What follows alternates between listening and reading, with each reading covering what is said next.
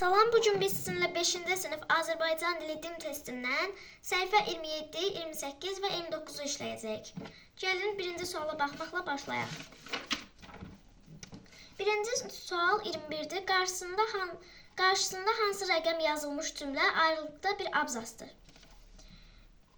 1. Lütfüzadə ibtidai təhsilini Bakıda almış, 1931-ci ildə onun ailəsi İrana köçmüşdü.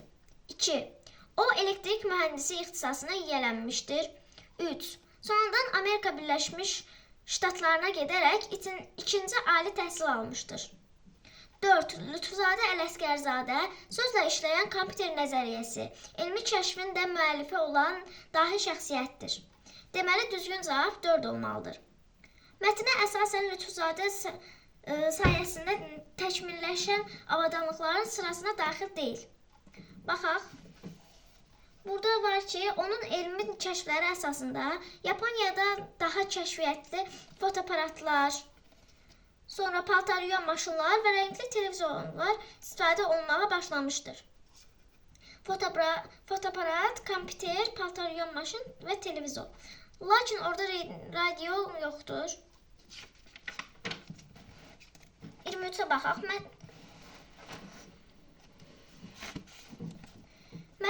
Mətnin nəticə hissəsinə əsasında nəyi müəyyən etmək olar? Sözlə idarə olunur, kompüter. Düzgün cavab A variantıdır. Çərçivədə verilmiş sözü əvəz edə bilər. Mətnə qayıdaq. Mətndə çərçivədə öyrənən sözü verilmişdir. Öyrənən sözünü biz araşdırmaq kimi yaza bilərik. Düzgün cavab B variantıdır. Mətnin nəyin səbəbi göstərilmir? Mətndə nəyin səbəbi göstərilmir? Yaponiyada rəngli televizorların istehsal edilməsi göstərilmişdir. Lütfüzadənin Bakıdan İrana köçməsinin köçməsi verilmişdir, lakin səbəbi göstərilməmişdir, nə üçün keçib. Kosmosu öyrənən proqramların hazırlanması verilmişdir.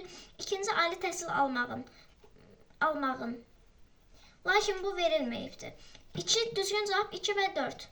D variantı. Eler-Venn diaqramına uyğun fikirləri müəyyən edin. Suallara baxaq. 1. Ümumi məlumat verilir. Lütfüzadənin ilk dəfə ali təhsil alması məlum olur. Xeyr.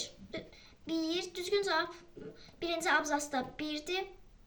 2-ci abzasda verilən məlumatlar əsas hissəyə aiddir. Bəli. İkisinin də ortağına baxaq. Giriş hissəsinə aiddir. Xeyr. Lütfüzadənin təhsil almasından danışılır. Bəli. Düzgün cavab B variantıdır. Yəni 1, 4, 5. Gəlin səhifə 29-a baxaq. Mətnə görə Lütfüzadənin həyat və fəaliyyəti daha çox nəyə həsr olunub? Kəşflərə, bəli. İstehsal işinə, xeyr. Elm yaradıcılığa, bəli. Ölkələri gəzməyə, xeyr. İdarəçiliyə, xeyr. Düzgün cavab D variantı 1 və 3-dür. Mətnə əsasən Lütfüzadəyə hansı xüsusiyyətlərə aid etmək olar? Əməksevərlik, bəli. Savadlılıq ola bilər. Sülhsevərlik, xeyr. Burada elə bir şey yoxdur. Yəni mətnə əsasən belə bir şey yoxdur. 4. Yaradıcılıq, bəli. Vətənpərvərlik, xeyr. Düzgün cavab 1, 2 və 4-dür. Düzgün cavab B variantı. İndi isə 29-cu sualda soruşur ki, Lütfüzadənin kəşflərinin dünyası üçün əhəmiyyəti mövzusunda kiçik həcmli mətn yazın. Biz belə yaza bilərik ki, qaydaq mətnə. Burada deyir ki, Lütfüzadə həyatı dünyanın kainatı dərk etmənin yeni yolunu açıb göstərmiş, elmə çevriliş etmişdir. Sonra deyir, onun elmi kəşfləri əsasında Yaponiyada daha keyfiyyətli fotoaparatlar, paltaryuyan maşınlar və rəngli televizorlar istehsal olunmağa başlamışdır. Bu sualın cavabını belə yaza bilərik. 30-da isə deyir ki, mətndəki fərqlərdən istifadə etməklə elmin insanların həyatında rolu mövzusuna esse yazın. Bu suala da belə yazmaq olar ki, mətndəki fərqlərdən istifadə etməklə elmin insanlarda həyatında rolu mövzusunda esse yazın. Biz belə edə bilərik. Elm insan həyatında böyük rol oynayır. Burada deyir mətndən faktlardan istifadə etməklə. Onun üçün biz mətnə qayıdaq. Mətndə yaza bilərik ki, Lütfzadənin elmi kəşfləri əsasında Yaponiyada daha keyfiyyətli fotoaparatlar, paltaryon maşınları və rəngli televizorlar istehsal olunmağa başlamışdır. Bu da təsdiqləyir